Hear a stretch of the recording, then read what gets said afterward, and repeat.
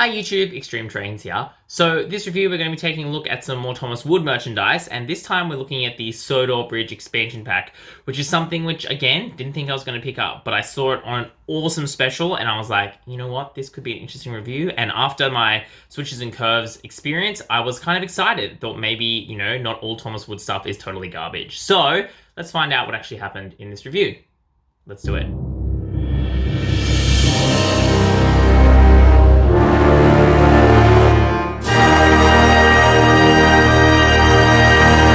Alright, so this is the Bridge Track Pack packaging. As you can see, you really don't get a lot in this pack, which is why I think the pricing, which we'll talk about at the end, is quite interesting. But classic Thomas Wood packaging, you know, all this normal stuff on the top, you know, the little diagram on the side. 6 play pieces, woo, a whole 6.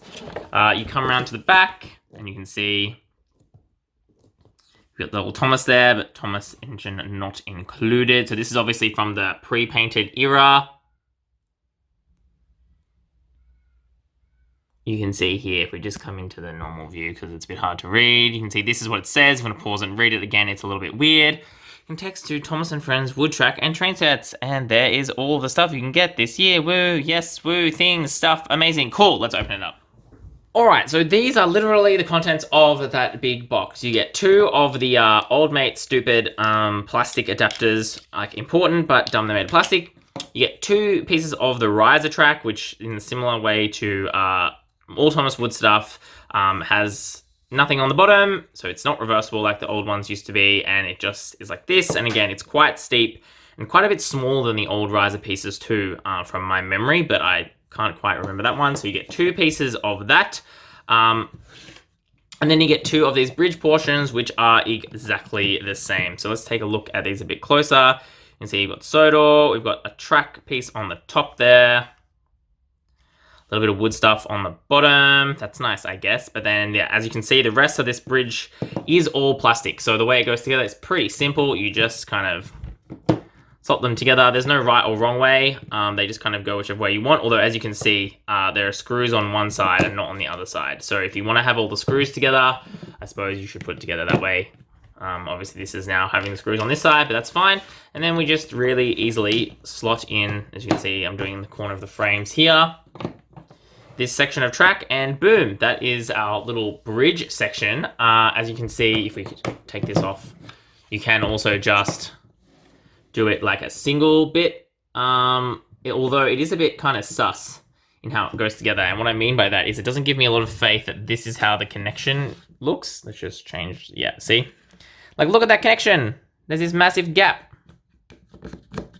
Like, and this is the correct, there is no incorrect assembly. Like, this is correct. There is meant to be this huge gap here for God knows whatever reason, because that's how the bridges connect, but it just seems like a massive oversight and like really not very nice construction, because you can see here that this is how the 2 bridge halves go together, and they don't go all the way into those slots.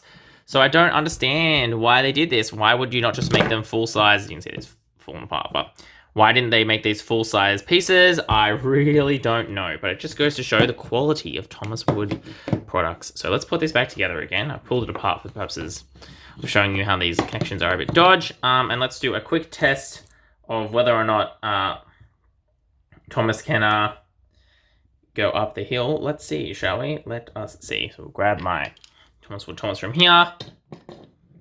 It is very steep. It's very steep, and you can see here when they come along this hill piece, if Thomas's front wheels are on the track, his back wheels off the track, and if his back wheels on the track, his front wheels off. So it is a very steep curve, but I can confirm that he does go over this weird joint all right, and then does look on the other side. If we try and couple up a bit of a train, let's just pretend, obviously, they do seem to stay together, but you can see there's some weird stuff going on in terms of engines, wheels lifting up and that kind of thing. So I definitely see a recipe for disaster. These hill pieces have always been a recipe for disaster, but that is one of them. And in terms of length, you're looking at 4 engines worth of length on the bridge. So the bridges itself is actually a decent size with both parts on there. I just don't think it's particularly inspiring in the way that it goes together. So that is essentially everything that makes up this Sodor bridge set.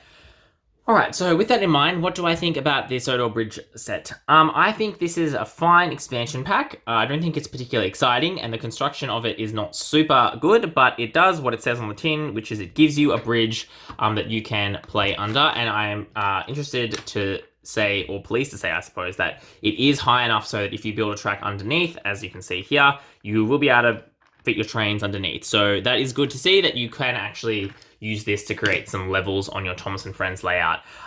In terms of value, that's where it gets really interesting. So the recommended retail price of this, I have no idea, because I have seen it listed anywhere from 30 to 50 Australian dollars, which is totally nuts. Like absolutely insane. I picked this up on sale for 15 Australian dollars, and I think for $15, that's excellent. That is the same price that you pay for the full price of just an engine. And you do actually get, like, while obviously the track parts are quite specific, you can't reuse them that much, you do get a decent amount of track, and it is, I think, a nice looking bridge, even if it's a bit structurally weird.